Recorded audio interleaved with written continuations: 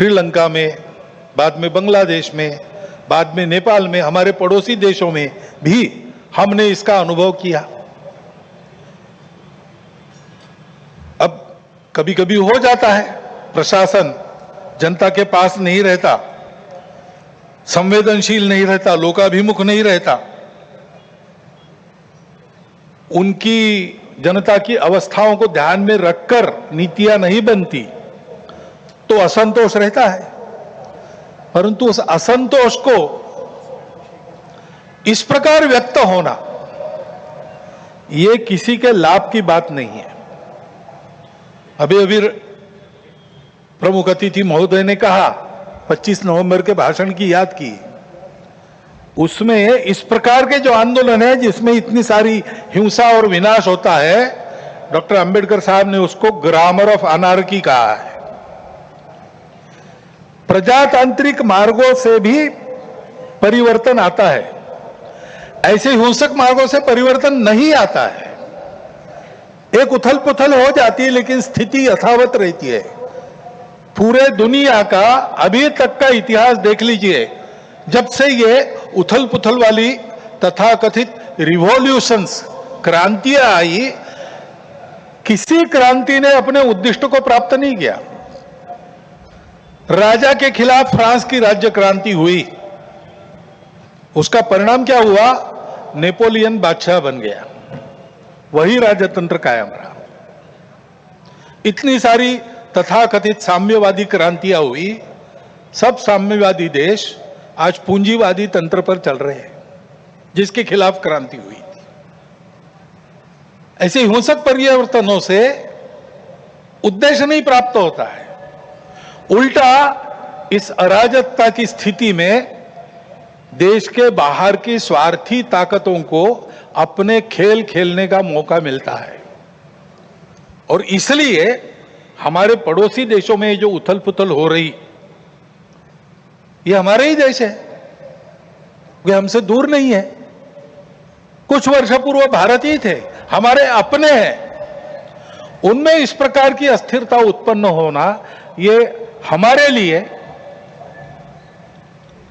हम केवल उनके पड़ोसी हैं इसलिए नहीं, वो सब हमारे अपने देश है, इसलिए चिंता का विषय है।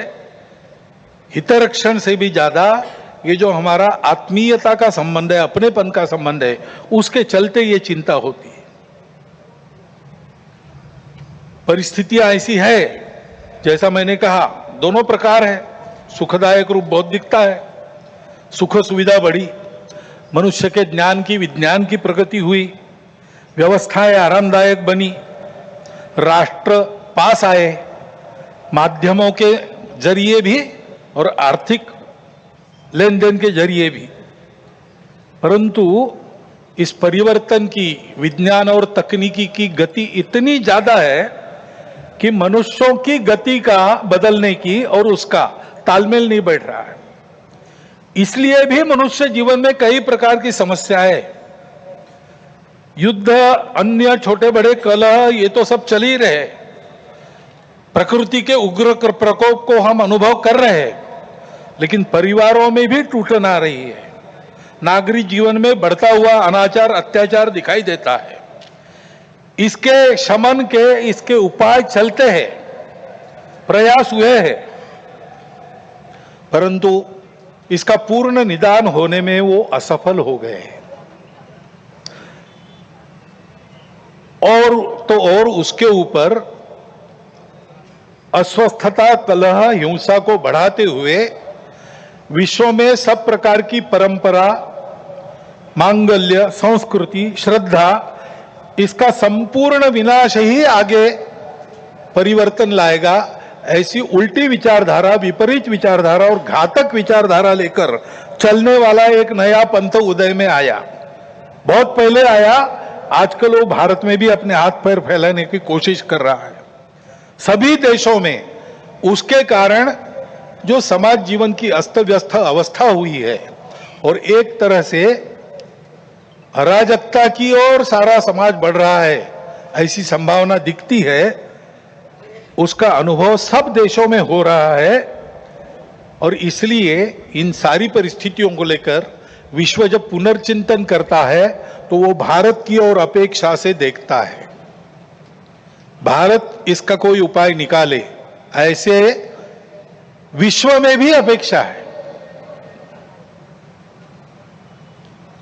और सौभाग्य से भारत में एक आशा की किरण ये दिखाई देती है कि नई पीढ़ी में देशभक्ति की भावना, अपने संस्कृति के प्रति आस्था और विश्वास का प्रमाण निरंतर बढ़ा है।